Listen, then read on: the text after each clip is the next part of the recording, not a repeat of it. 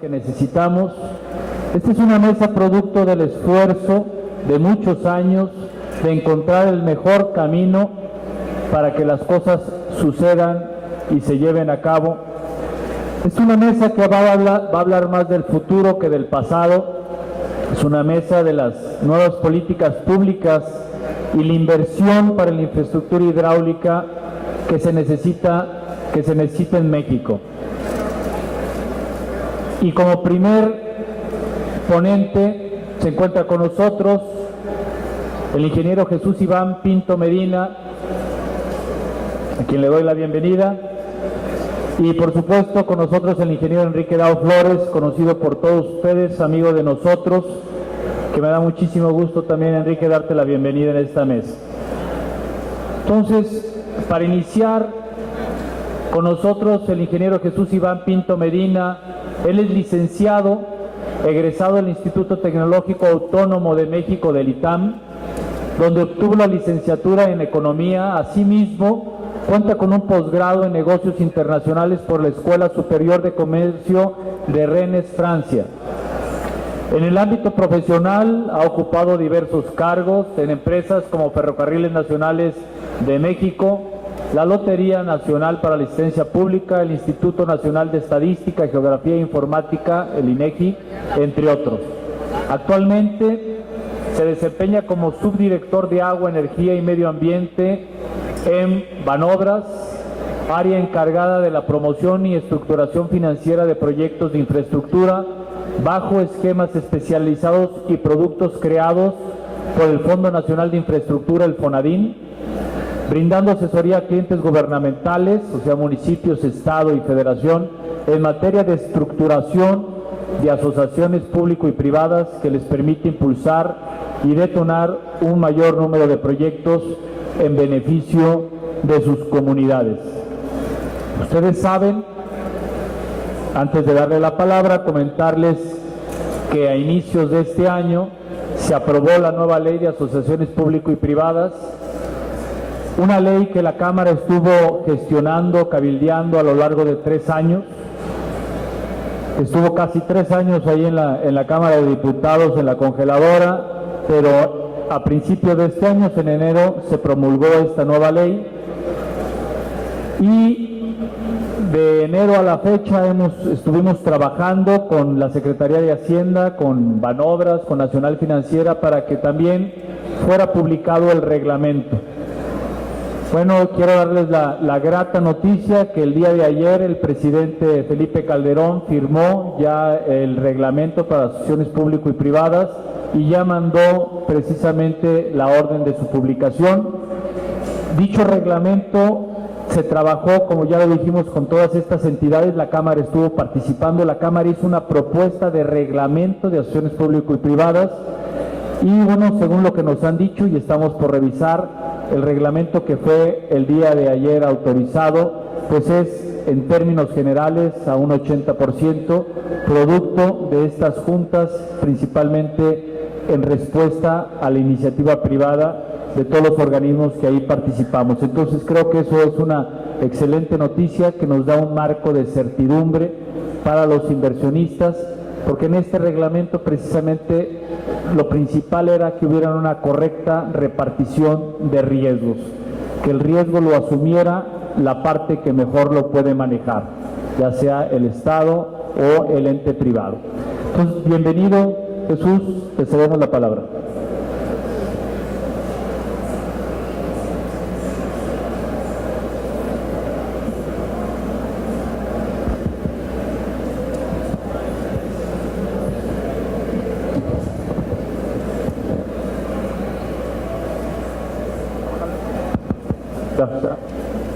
Bueno, muchas gracias, buenas tardes.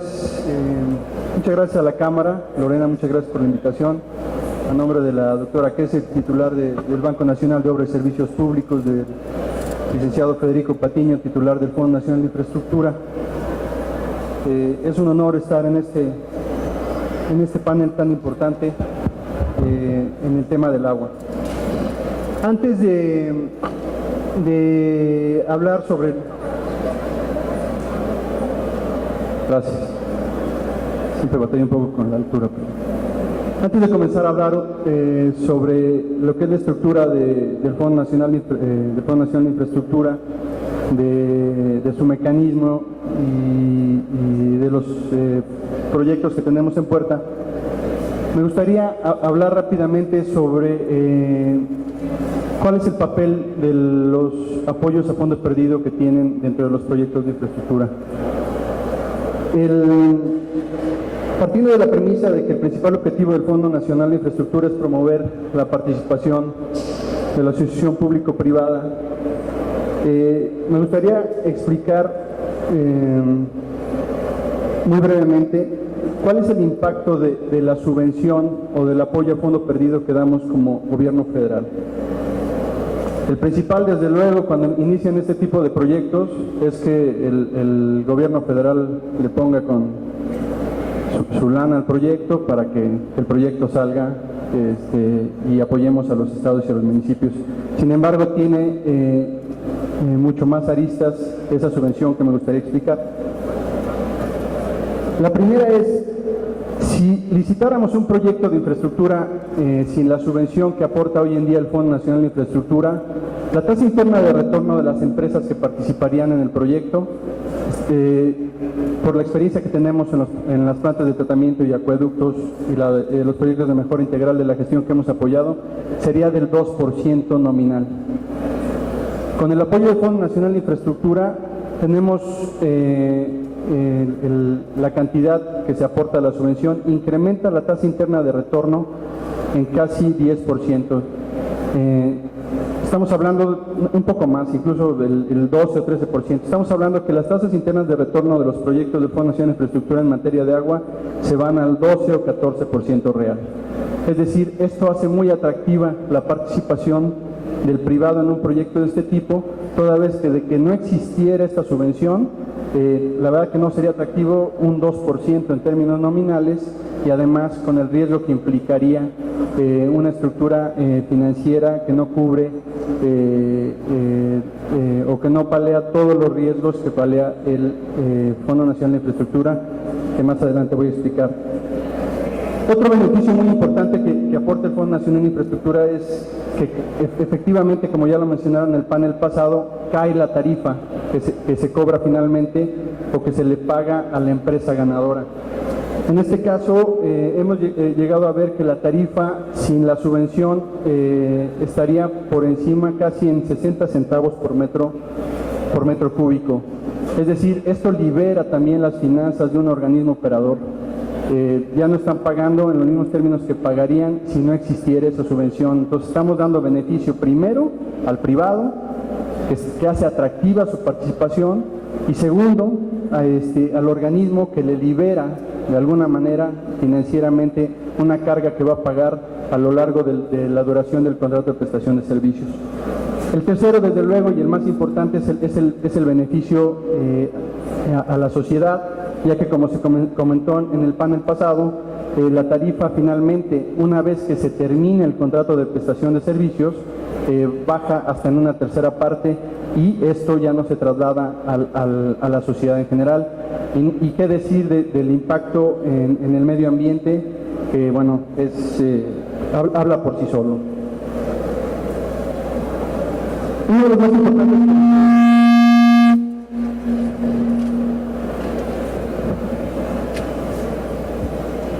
Uno de los más importantes, sobre todo, es la estructura financiera que nosotros damos y la bancabilidad, que voy a mencionar más importante, porque los proyectos que se empaquetan con el Fondo Nacional de Infraestructura se hacen totalmente bancables. Las instituciones de crédito otorgan los apoyos y bueno, se echa adelante el proyecto. Y ya como antecedente, también muy brevemente, me gustaría decir cómo surge el Fondo Nacional de Infraestructura. El Fondo Nacional de Infraestructura surge de dos fideicomisos del gobierno federal. El primero, en origen, era el FINFRA.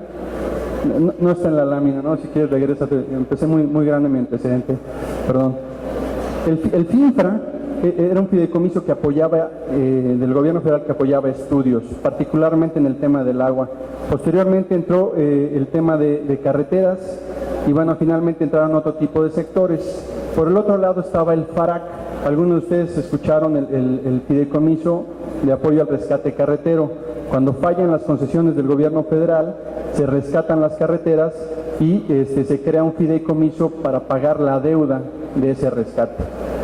Por ahí alguien tuvo la idea en Hacienda, una excelente idea de fusionar ambos fideicomisos, que además de alimentar con el patrimonio fideicomitado del FINFRA, se alimenta de los ingresos del FARAC, de aquellas concesiones que tiene el Fondo Nacional de Infraestructura, las concesiones carreteras, que generan alrededor de 23,000 millones de pesos anuales, que sirven para el pago de deuda, para el pago de la operación y mantenimiento de las carreteras y para el apoyo a los proyectos de infraestructura que hoy conocemos a través del Fondo Nacional de Infraestructura. Dicho lo cual, bueno, ese es el antecedente del fondo. Y bueno, si te regresas a la página 1, por favor.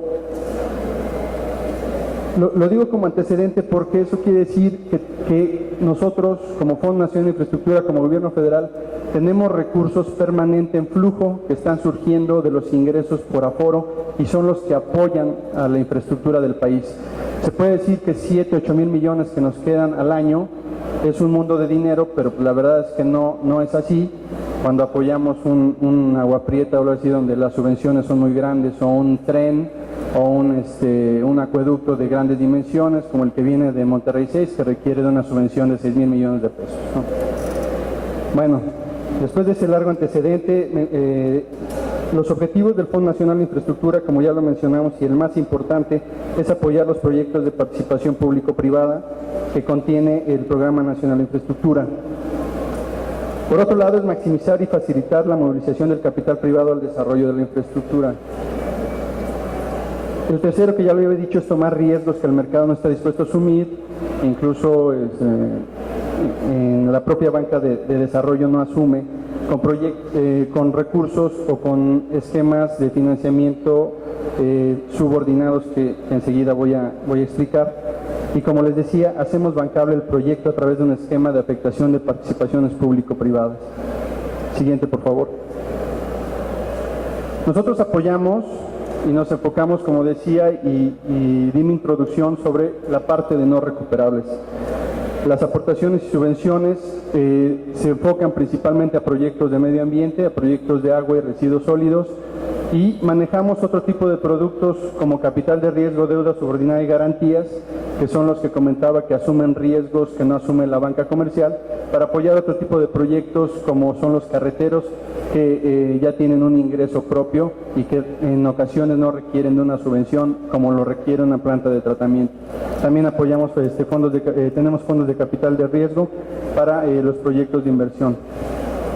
Siguiente, por favor. En particular, el tema que nos ocupa es el Promagua. Lo que busca es atender las carencias que afrontan los municipios y estados en México en materia de cobertura y calidad de servicios de agua potable y saneamiento. Particularmente apoyamos la etapa de estudios, que es la evaluación socioeconómica necesaria para obtener un registro en la unidad de inversiones que determina la utilidad o la necesidad o no de una subvención y su impacto en la tasa interna de retorno social del proyecto. Un proyecto como Agua Prieta o El Ahogado evidentemente tiene un impacto social altísimo, por lo tanto cuando llevamos el proyecto a la unidad de inversiones de la Secretaría de Hacienda, pues obtiene el registro para que sea susceptible de recibir una subvención por parte del Fondo Nacional de Infraestructura. También apoyamos las ingenierías básicas, así como la asesoría jurídica y financiera para los proyectos de agua. ¿Cuáles son los sectores que apoyamos? Es el abastecimiento, la potabilización, desalación, abastecimiento de agua en bloque y, bueno, con los proyectos que ya están aquí en Jalisco, saneamiento y mejora integral de la gestión, que estamos empujando mucho para que se incrementen las eficiencias y nuestra subvención vaya a incrementar eficiencias de los organismos operadores. Este apoyo ha sido hasta el 40%, en el caso de Agua Prieta llegó al 49% como una excepción que dio el Comité Técnico del Fideicomiso. Siguiente, por favor. Los criterios de elegibilidad del programa son, bueno, primero, que sea técnicamente viable. Nosotros nunca apoyamos un proyecto que no esté validado por la Comisión Nacional del Agua, es nuestro órgano rector, el órgano normativo que avala siempre desde el punto de vista técnico los proyectos. El segundo punto es tener una fuente de pago propia. Aquí lo que solicitamos es afectar las participaciones federales como garantía y fuente de pago. En el caso de proyectos como Agua Prieta, El Ahogado o algunos otros proyectos de plantas de tratamiento, si el promotor es Conagua, lo que le pedimos a Conagua es que se afecte su presupuesto del PEP para que pueda pagar la contraprestación de la que ya hablaron en el panel anterior a lo largo de todos los años hasta en tanto se cubre el contrato de prestación de servicios.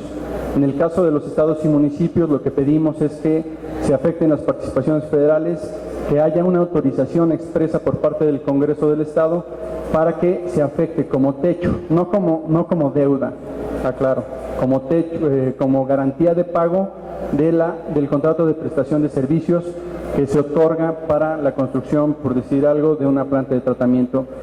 ¿Por qué es tan importante esta afectación de participaciones federales?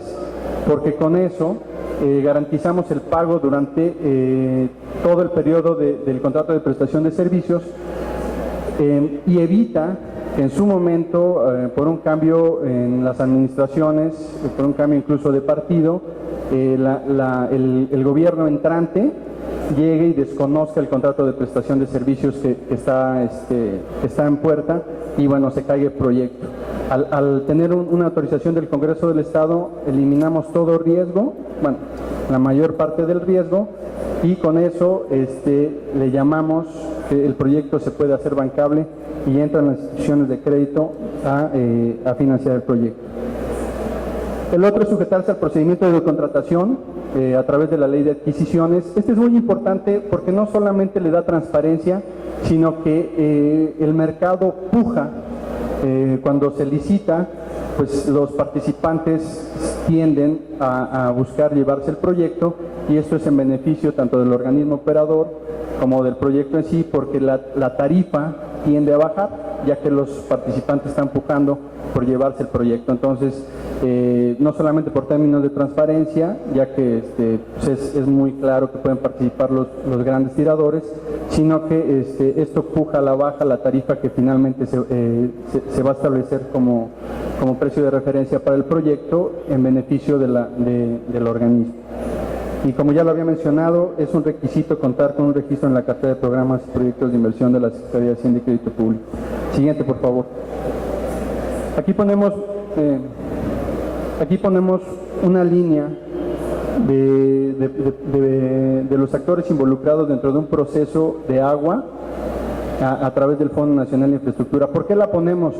Porque por ahí mencionaron que el proyecto de Agua Prieta duró 9 años, ¿no? Desde su concepción. Yo tenía conocimiento que era menos, pero bueno, ¿por qué tardan tanto en madurar proyectos de este tipo?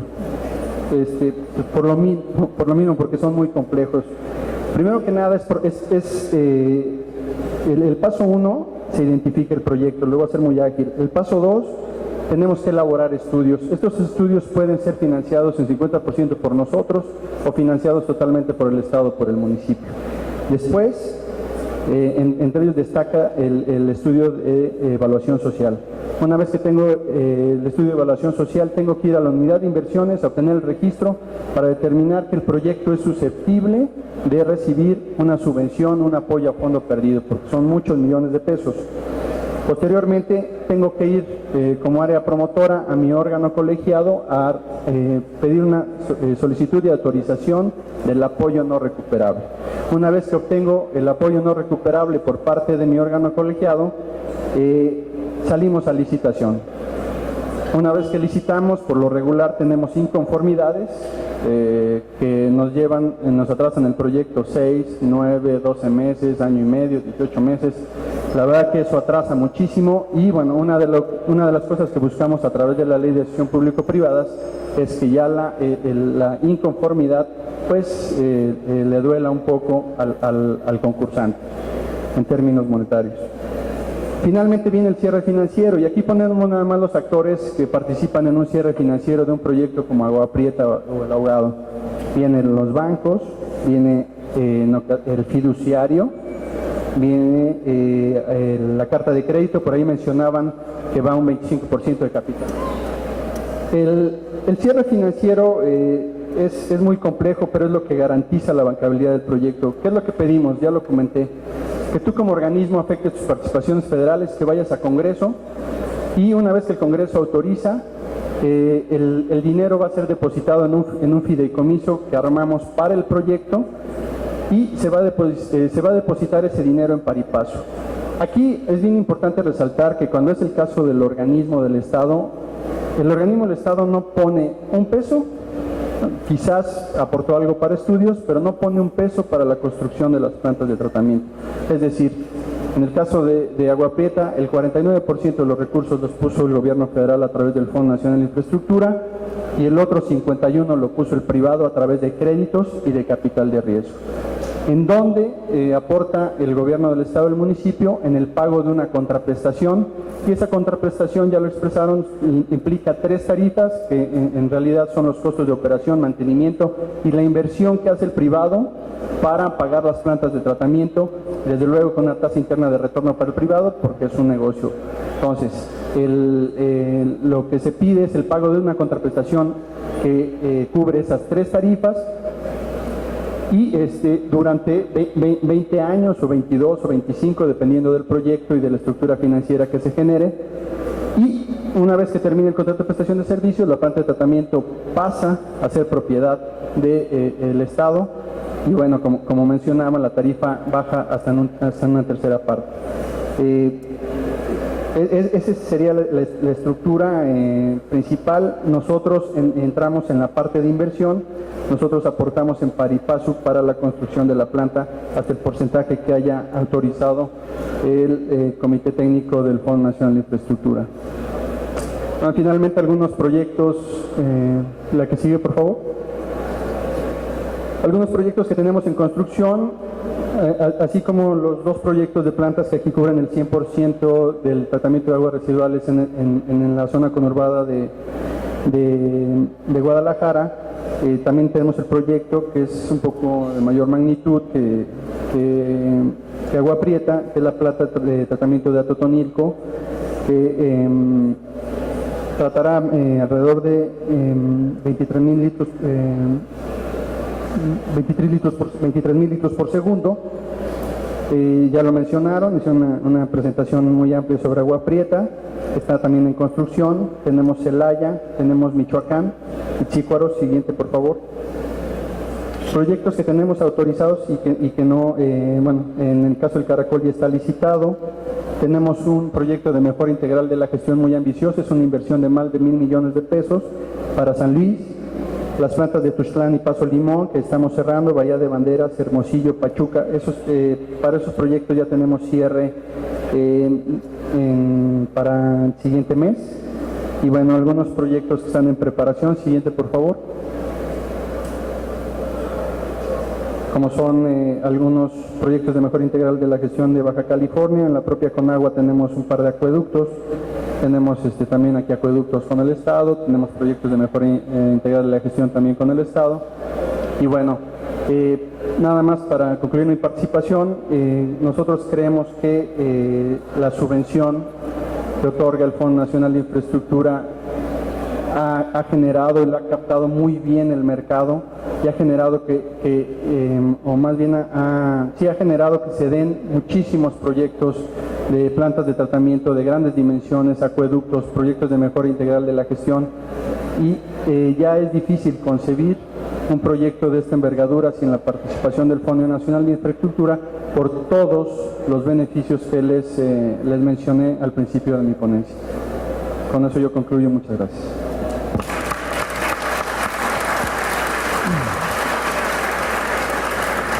Muchísimas gracias, Jesús, por la participación. A continuación, tenemos con nosotros toda una personalidad dentro del agua, una plática muy esperada en este panel, en este foro del agua, Enrique, que nos puedas compartir tu visión. Una ponencia específica para él, sino apoyarme en un trabajo que recientemente concluimos de manera colegiada, conjunta, 4 personas que estamos involucrados desde hace muchos años en los temas del agua. El doctor Felipe Arreguín, quien es el subdirector técnico de la Comisión Nacional del Agua, un colaborador cercano de él, Mario López, el ingeniero Antonio Iglesias, estuvo en el panel anterior, y su servidor. Los 4 con años de trabajar de recursos económicos y porque muchos otros problemas han venido surgiendo a lo largo de los últimos años. Abordaré solamente los temas que tienen, me parece, más interés para nuestro auditorio, que son los temas de Jalisco y los temas regionales. Este trabajo que realizamos a lo largo de meses, estos cuatro personas, lo agrupamos en 14 capítulos y lo redujimos en su presentación a una forma muy sintética, de tal manera que no fuera difícil de abordar, de leer, de entender por quienes tuvieran interés en hacerlo y particularmente por funcionarios abrumados por sus tareas, de tal manera que pudieran destacarse de una forma simple el punto central de cada una de las propuestas. No entramos, por lo tanto, a definición de cómo hacerlo, nada de los cómo, simplemente qué es lo que desde nuestro punto de vista hay que hacer en materia de nuevas políticas en el tema del agua en el país. En el primer capítulo, que es la seguridad de acceso al agua en cantidad y calidad para una vida productiva y sana, identificamos pues, que el problema nacional es que 9,5 millones de mexicanos no tienen acceso al agua potable y que 11 millones no tienen servicios de alcantarillado y que 60 millones no tienen cobertura de saneamiento. ¿Qué proponemos? Proponemos, y esto es aplicable por supuesto en Jalisco, involucrar legalmente a los gobiernos estatales en el abastecimiento de agua potable y saneamiento y fortalecer las atribuciones de las comisiones estatales para fomentar, supervisar y regular los servicios también de agua y saneamiento. ¿Qué sucede? Los gobiernos estatales son los grandes ausentes en la normatividad del agua. Está el gobierno federal y están los ayuntamientos con atribuciones y responsabilidades muy específicas y los gobiernos de los estados quedan prácticamente marginados. Por eso la actividad que en muchas entidades federativas se realizan son actividades que hace el gobierno del estado de manera supletoria ante la incapacidad o limitación, en muchos casos, de los responsables directos de la dotación y de estos servicios, que son los ayuntamientos. Por eso es necesario a nivel nacional y también en cada una de las entidades federativas fortalecer la presencia y la participación normativamente de los gobiernos de las entidades federativas. Establecer el uso eficiente del agua como política del recurso. Esto que se dice en un solo renglón tiene implicaciones muy complejas, no es un tema fácil de aplicar, es un asunto que con mucha frecuencia es abordado en los medios de comunicación, particularmente en cuanto se refiere al uso eficiente del agua en las ciudades, siendo que el uso eficiente del agua en el riego, en la agricultura, es el que más cantidad de desperdicios produce. Simplemente déjenme decirles que en la cuenca del Lerma, la eficiencia en el riego del agua superficial es menor al 40%. ¿Qué quiere decir esto? Que de cada 100 litros de que dispone un agricultor se desperdician 60. Y la eficiencia del agua subterránea, en la que el agricultor tiene que pagar energía eléctrica para bombearla, simplemente o no tan simplemente por ese hecho, hay un costo que tiene que asumir la eficiencia es mayor al 60%. El hecho de que regalemos el agua superficial tiene como implicación que el desperdicio es cuantioso.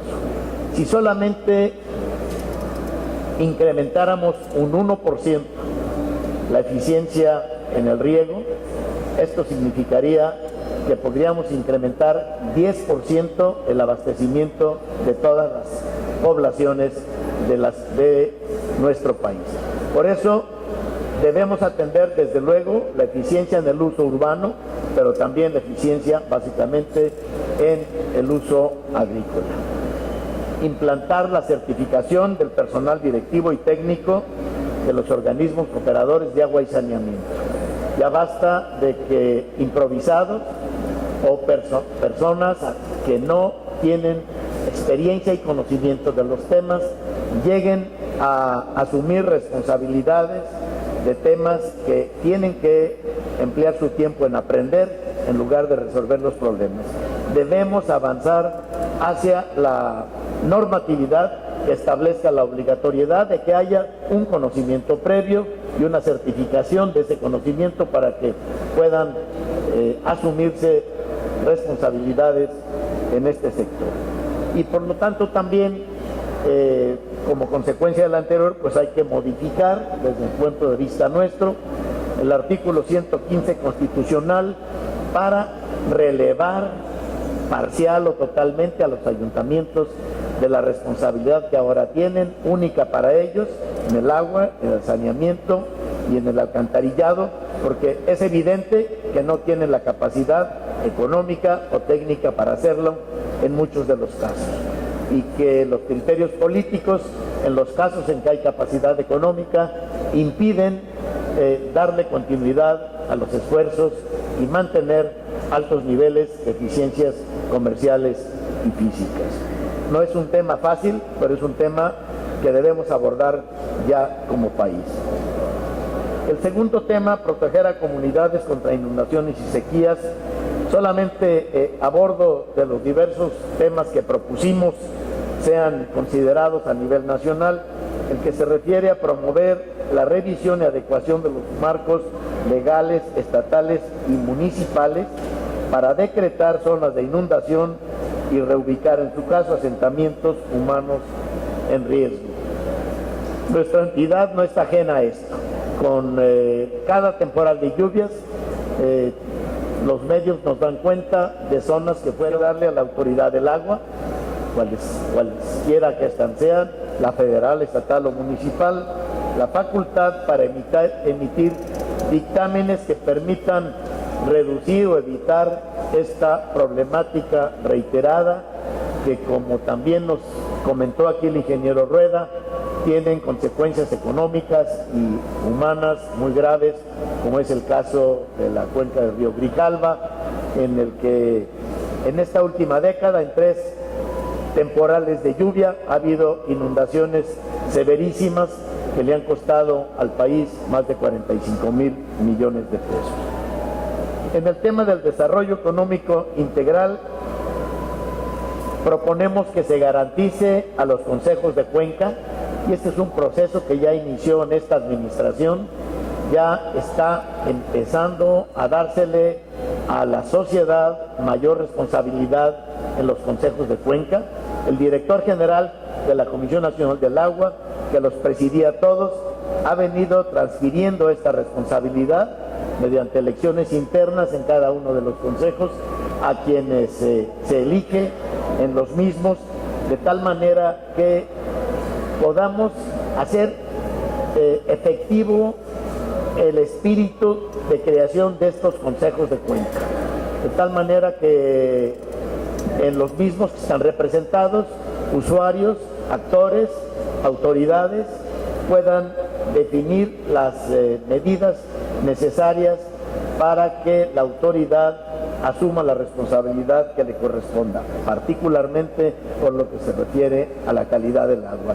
Y en esto es evidente que no hemos logrado reducir sustancialmente la contaminación en nuestros cuerpos de agua, particularmente en ríos y en arroyos, y por lo tanto creemos que en los consejos de cuenca reside una buena posibilidad de incidir y avanzar en esta materia.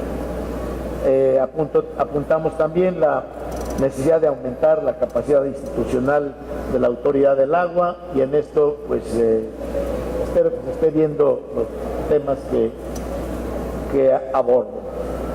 El siguiente tema general, que es fortalecer la relación agua, energía, alimentos, pues aquí hemos venido constatando que el problema es que la población demandará más agua, más energía y más alimentos, y que la infraestructura hidráulica, como la tenemos diseñada, no está articulada totalmente en todas estas materias. La energía la maneja una institución que generalmente no quiere saber nada de la Autoridad del Agua. La agricultura la maneja otra, con la cual también siempre hay conflictos de criterios y a veces de intereses. Y esta confrontación continua impide abordar el tema, que debe ser integral, abordarlo de una manera constructiva y racional. Hasta ahora no ha habido ni la voluntad política, ni recursos económicos, ni humanos para ni aplicar la ley, y tampoco para avanzar en la obligatoriedad de hacer el abordaje técnico de esta problemática por todas las instituciones que tienen que ver en ella. No podemos seguir avanzando en el desarrollo del país si no logramos sumar los esfuerzos que se hacen de manera aislada en cada uno de estos aspectos. En el tema de actualizar el marco legal en materia del agua, sobre la base de principios rectores básicos, en el intento de evitar continuas modificaciones, referimos que se ha modificado la Ley de Aguas Nacionales en varias ocasiones, pero no con criterios integrales, y que las diversas propuestas que se han hecho, como la Ley de Agua Potable y Alcantarillado, no tienen el apoyo de todos los sectores, y por supuesto tampoco han tenido éxito. Está congelada en la Cámara de Senadores, de donde no ha salido. El reglamento de la Ley de Aguas Nacionales no se ha actualizado. Es un reglamento que, desde el punto de vista de algunos, rebasa el nivel reglamentario e incide en la ley. Pretende modificar temas que no fueron abordados, o que fueron abordados con criterios que no le satisfizo a la Comisión Nacional del Agua, e hizo un reglamento con el cual se intenta modificar la misma. Tenemos que revisar otra vez la Ley de Aguas Nacionales, y tenemos que abordar estos aspectos que quedaron cortos o quedaron omisos. En el tema de incrementar la producción agrícola sobre la base de disponibilidad de agua y un mejor uso, un uso más eficiente del recurso hídrico, mencionamos que el mayor uso del agua es en la agricultura. Del orden del 70% del agua se usa en la agricultura. La eficiencia es baja, ya lo mencioné, y la producción por metro cúbico también es muy baja. No hay medición continua de la eficiencia y productividad del uso del agua en la agricultura. La producción agrícola en zonas de riego aprovecha las políticas de subsidio que degradan y deterioran y reducen el agua disponible. Subsidiamos a los agricultores con las tarifas de energía eléctrica de manera indiscriminada para que continúen sacando agua aún de acuíferos sobreexplotados. Sí, son políticas que se contraponen y en las cuales no hay racionalidad. Tenemos que terminar con estas incongruencias en nuestra legislación. Y por supuesto, el patrón de cultivos no es congruente con la disponibilidad del agua. Todos sabemos que hay cultivos que requieren mucha menos agua para su desarrollo, en zonas en las que tenemos limitación de agua y prácticamente no hay cuenca que no la tenga, debemos sembrar y debemos cambiar el patrón de cultivos hacia aquellos que generen una menor demanda. Hace muchos años, tal vez 30, cuando yo visité un viaje de estudios por primera ocasión el país de Israel, conocí cómo las asignaciones de agua se hacen por cultivos, no se hacen por cientos de miles o millones de metros cúbicos anuales y que el usuario la utilice como quiera. ¿Qué vas a cultivar este año? Cebada, maíz, sorgo. Muy bien, para este cultivo demandas tanta agua. Es la que te doy y no te doy más. Es el patrón al que tenemos que llegar. Para ello necesitamos modificar también nuestra relación. Garantizar, el siguiente apartado, que se cuente con agua suficiente y de calidad para hoy y para el futuro. Ya repartimos toda el agua que hay disponible. La única que queda es la que logremos a base de hacer más eficiente su uso. Tenemos inclusive sobreconcesionada el agua.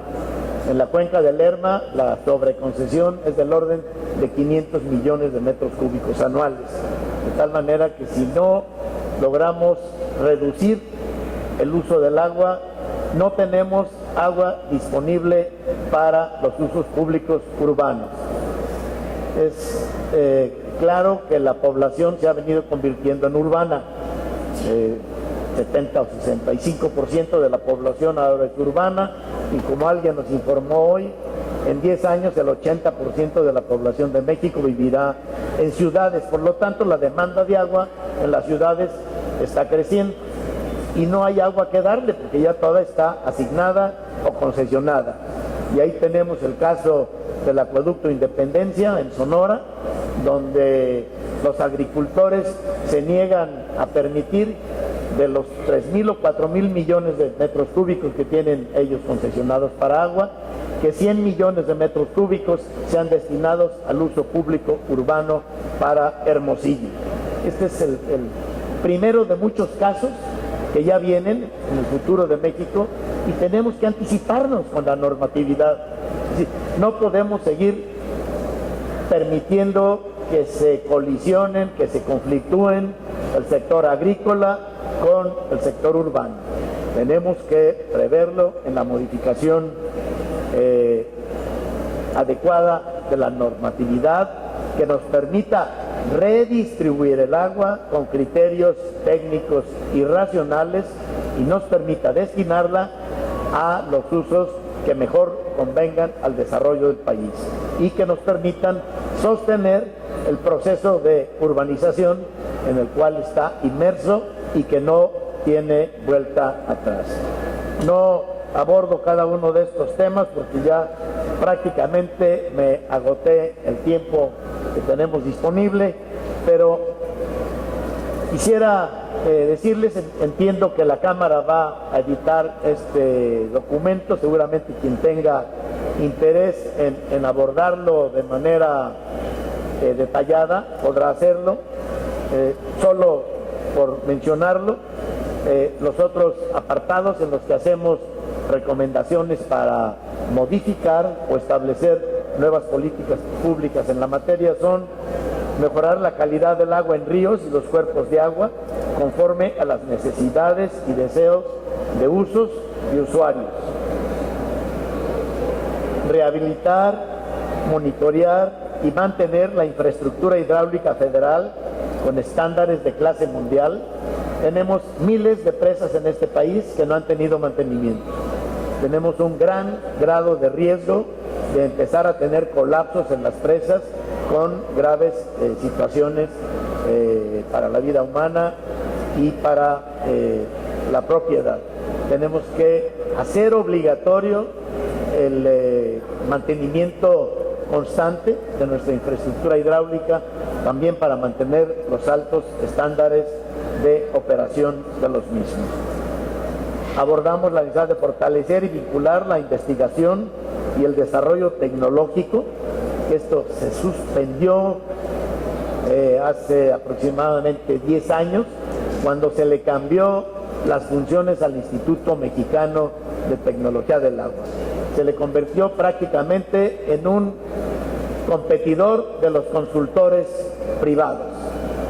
Desde hace 10 años el IMTA tiene la necesidad de ir buscando quién lo contrata para hacer estudios que pueden hacer los consultores privados, y dejó de lado los estudios de fondo que, por supuesto, ningún particular ni ninguna institución estatal o municipal nos va a pagar, de el avance de la tecnología para mejorar el trabajo de las instituciones nacionales en la materia. Este es un punto central que esperamos que el gobierno federal, la próxima administración, lo aborde.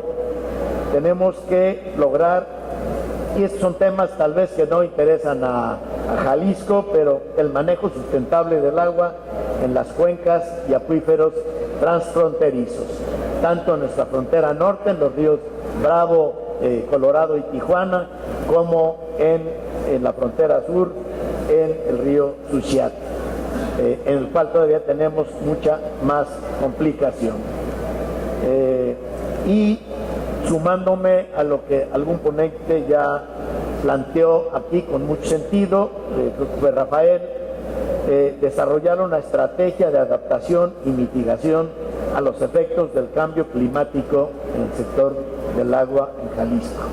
Todavía escuchamos muchas voces que dicen que no hay tal cambio climático, pero también escuchamos muchas voces de científicos, de investigadores competentes y respetados que nos acreditan que sí hay cambio climático. Vamos a esperar hasta que tengamos las consecuencias encima y las zonas en donde llueve poco ahora, llueva menos en el futuro cercano, y las zonas en donde llueve mucho, llueva más, y de qué manera vamos a afrontar las consecuencias. ¿Cómo vamos a adaptar nuestra infraestructura a esos cambios que serán o son inevitables? ¿Y cómo vamos a diseñar la nueva infraestructura si no tomamos en cuenta estas modificaciones en la precipitación y en el escurrimiento que ya nos hablaban, que pueden llegar inclusive hasta una variación de 10% en más o en menos? En fin, son reflexiones que compartimos con ustedes, que pues particularmente estos tres técnicos que me acompañaron en este análisis hemos formulado, y que ojalá se sumen ustedes a ellas y nos ayuden a gestionar, que se conviertan, ojalá gradualmente, por los nuevos gobiernos federal y estatales, en políticas públicas del agua. Muchas gracias.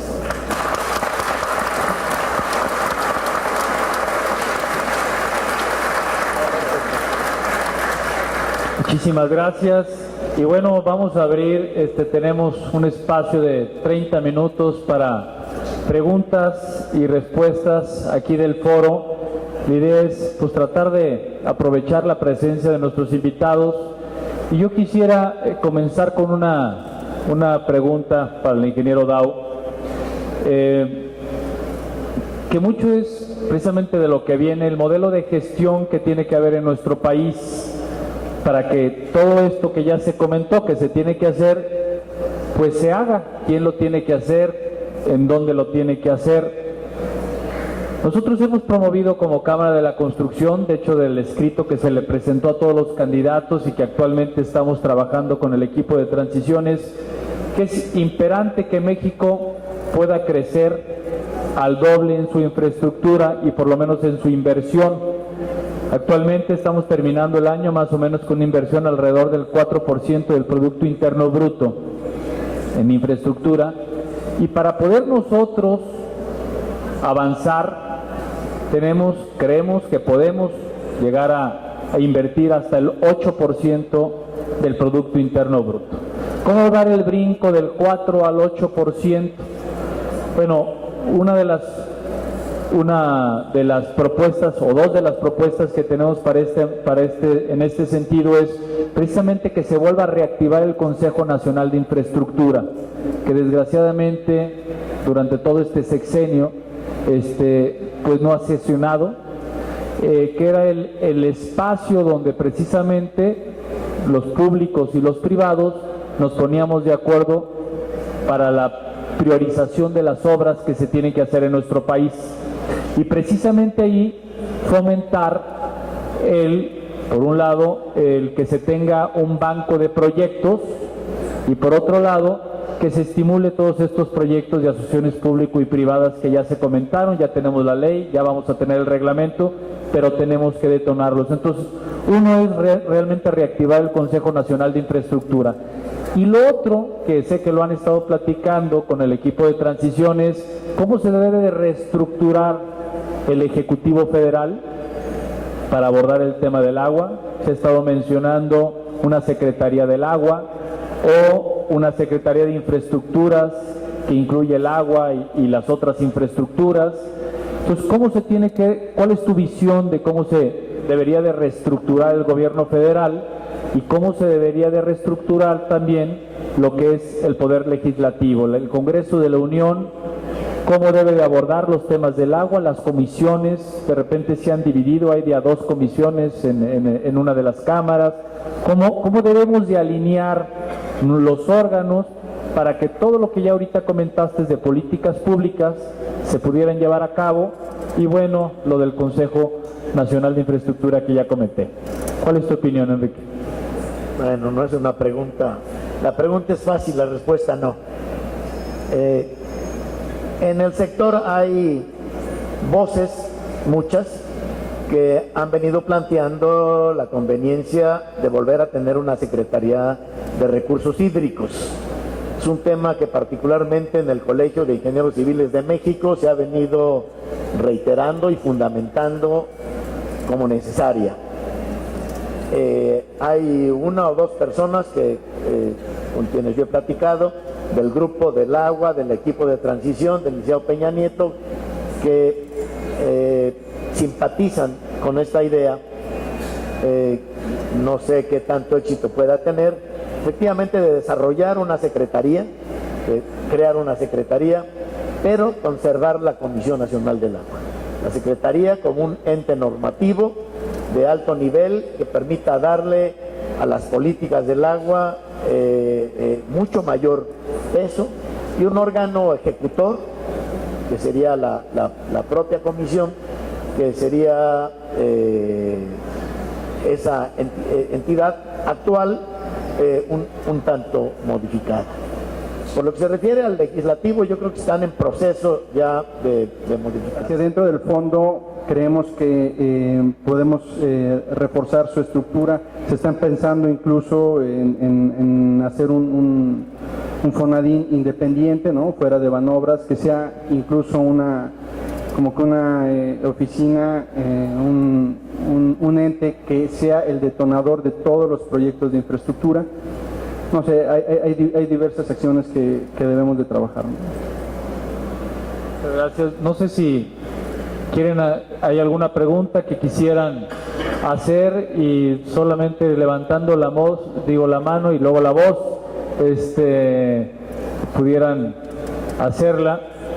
De lo que comenta pues aquí Jesús, a nosotros los tapatíos nos dolió mucho pues que parte de los recursos que no se ejercieron fueron los 1,000 millones de pesos que iban precisamente para el transporte público aquí en Guadalajara, ¿no?, que se quedaron en la panza de Fonadín porque pues no se pudo llevar a cabo el proyecto del Nueva Orleans. Pues es precisamente porque subió solamente medio grado la temperatura del agua del océano, lo cual pues generó un incremento en la fuerza del huracán y causó este daño. Es muy cómodo sentarse y decir no va a pasar nada.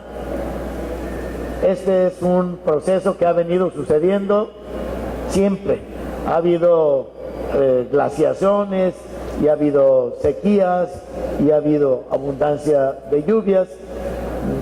No hay nada nuevo, pero tampoco había, como lo hay ahora, elementos que nos permiten medir las modificaciones, particularmente de la temperatura. Y esto es evidente que la tendencia es ascendente.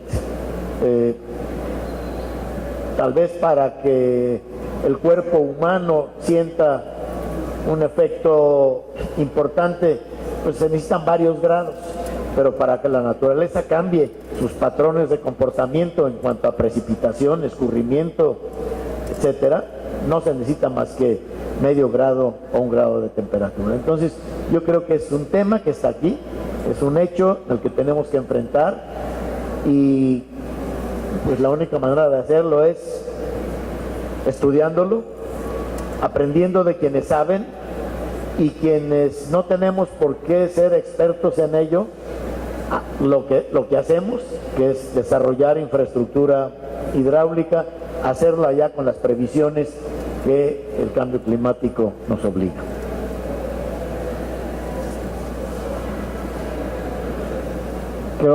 Otra pregunta que te quiero hacer, Enrique, aprovechando que estás aquí, es, creo que lo mencionaste, que para hacer todo lo que también se comentó que se tiene que hacer, pues se necesita buenos técnicos y buenos gestores. Y de alguna manera hemos visto que a lo largo de los últimos años pues hemos ido perdiendo gran parte se ha dejado de impulsar el desarrollo tecnológico probablemente en nuestro país, y también pues hemos ido perdiendo muy buenos técnicos en las dependencias. Los criterios de selección muchas veces de los funcionarios han sido otros, y pues a lo mejor nos hemos ido desmantelando un poco en ese sentido. ¿Tú cómo lo ves? ¿Qué se tiene que hacer? ¿Cómo podemos revertir este efecto? Básicamente es un tema de voluntad política, un tema en el que el político, el que toma decisiones, debe asumir que los puestos técnicos son para técnicos y no para otro tipo de profesional que no está entrenado en ello. Y cuando me refiero a técnicos no estoy hablando solo de ingenieros. Tú decías que para gestionar pues se necesita también gente preparada para ello. Ya nos decía Jesús precisamente cómo muchos de los proyectos que llegan a FONADIN están mal integrados. Bueno, pues porque seguramente no hay ni los financieros, ni los abogados, ni los expertos en temas públicos que permitan hacer una integración adecuada de esos expedientes. Entonces necesitamos que en las áreas en las que se requiera un expertise particular, pues se escoja a quien se quiera escoger, pero que sepa del tema. No se escoja solamente al que es amigo o es compadre. La verdad es que en el tema del agua, en los últimos años hemos venido resintiendo que hay delegados de la Comisión Nacional del Agua en algunas entidades federativas, no en Jalisco, bueno, que son odontólogos, oftalmólogos, gente que en su vida había estado en el sector agua. Bueno, asume que los designa, que como fueron diputados federales y se quedaron sin chamba, tienen suficiente capacidad para dirigir una delegación. Estoy de acuerdo que hay puestos que se requiere un político, hay puestos que se requiere una experiencia de un administrador general de altos vuelos, pero los puestos técnicos deben ser para los técnicos. Y por supuesto hay que prepararnos para ello. Y hay que retomar el tema que hemos descuidado.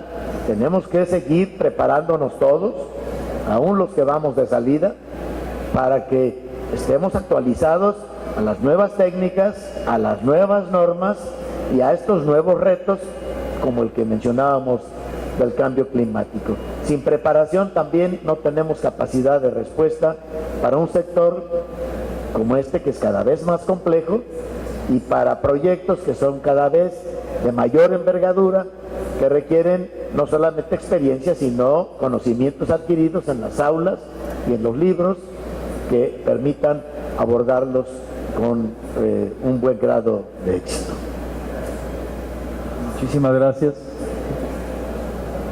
Pues si no hubiera alguna otra pregunta por parte de los aquí presentes, no se queden con las ganas. Adelante, por favor.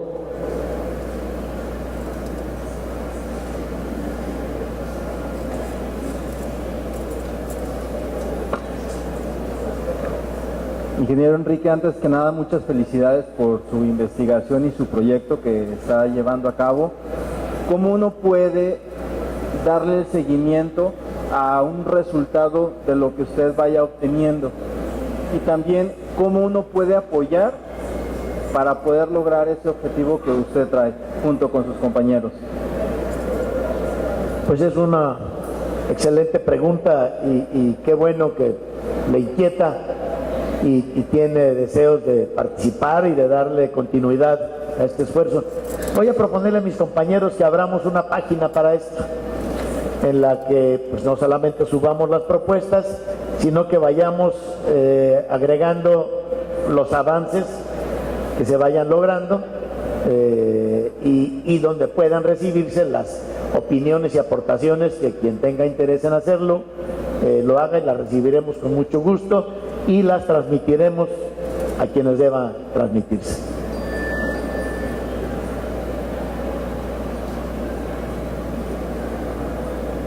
Muy bien, pues parece que ya no hay ninguna otra intervención.